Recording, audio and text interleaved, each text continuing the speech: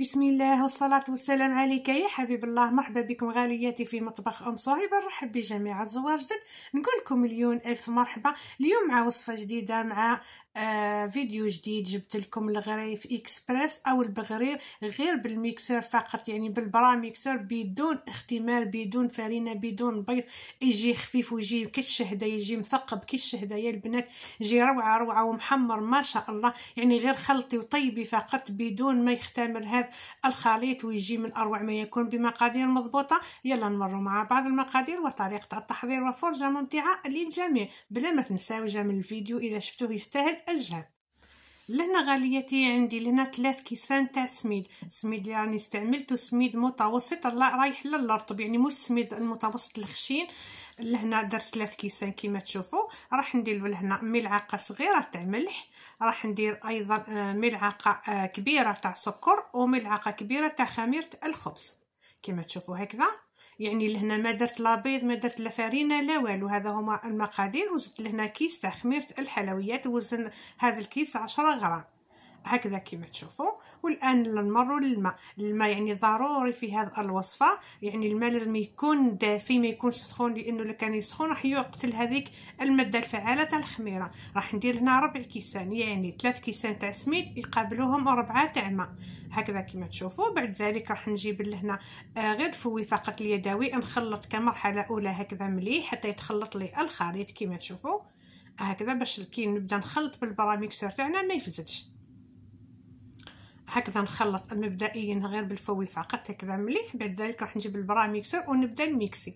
لازم تخلطوا غير بشويه وتحبسوا البرا تاعكم باش ما يتحركش، غير بشويه بشويه تقريبا يعني حتى 4 دقائق وانتم تخلطوا في هذا الخليط. يعني هذا هو السر اللي يخلي يخلي الغرايف نتاعكم يجيو خفاف ويجيو مثقبين كالشهده.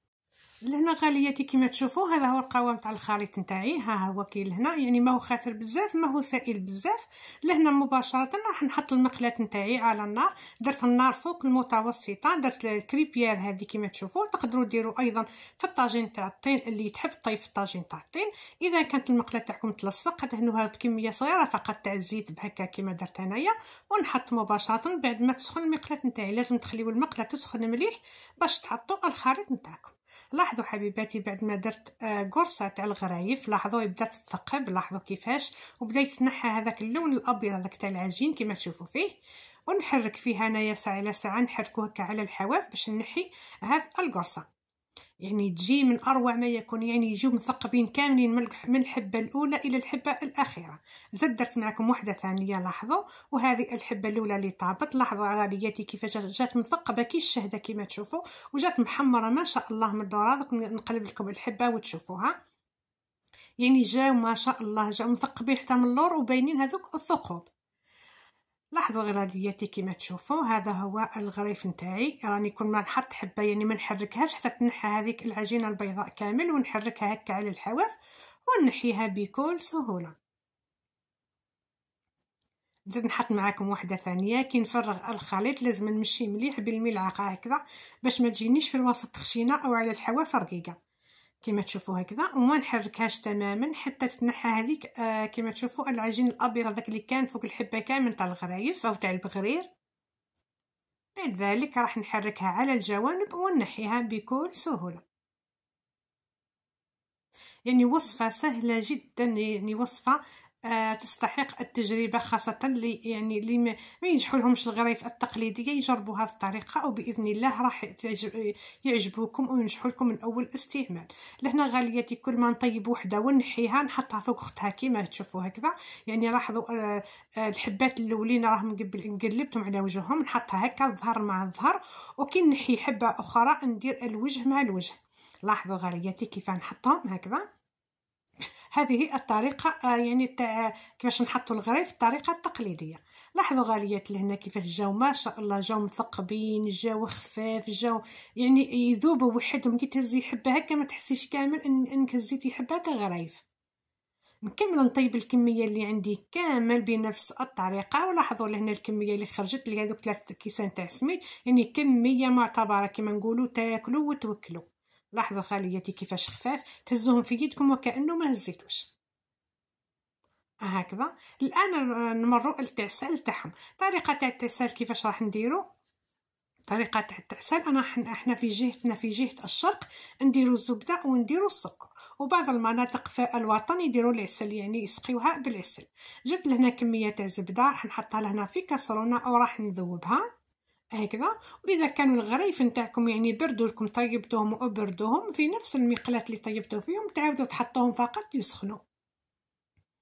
لهنا نذوبها. لهنا راح نجيب الحبه الاولى بعد ما سخنتها، عاود سخنتهم، راح ندير لهم كميه تاع السكر، يعني كميه السكر على حسب الرغبه، كل واحد كيفاه، اللي يحبها حلوه ها ويكثر السكر، اللي يحبها شويه ناقصه حلاوه اي نقص.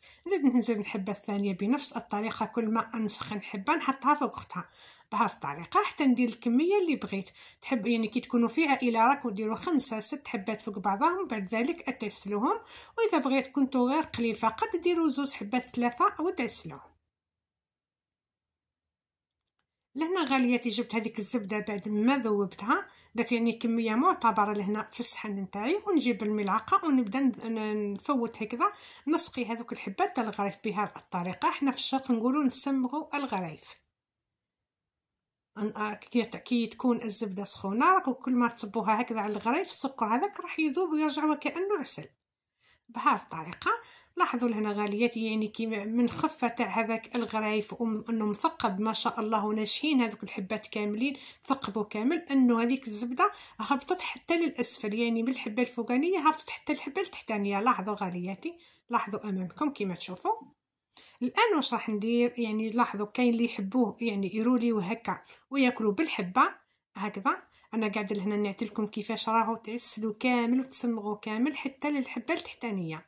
وكاين اللي يقصها، احنا لهنا راح نقصهم، يعني الحبات نتاعي مادامهم راهم صغيرين، يعني ماهوش البغير تاعي جا كبير، راح نقصهم على 2 فقط. لاحظوا كل ما ندخل الموس هكذا ونبدا نقص كيفاه راهم خفاف ما بين يديا ما شاء الله.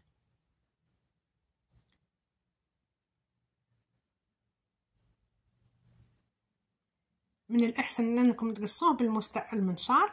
لاحظوا غالياتي الحبة تاعي تاع البغري راني الرولي فيها يعني جات من أروع ما يكون، كما قلت لكم تاكلوا 10 حبات بلا ما تحسوا بلا ما تفيقوا.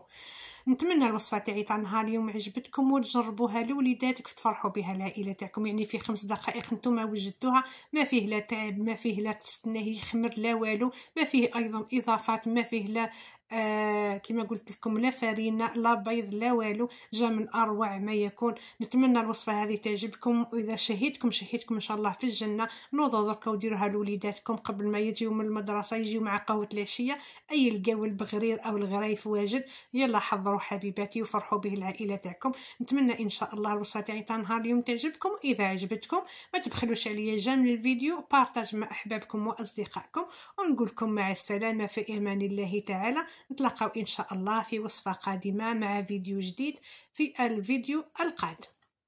نخليكم مع هذه الصور الرائعه، واذا شهيتكم نقول لكم شهيتكم في الجنه.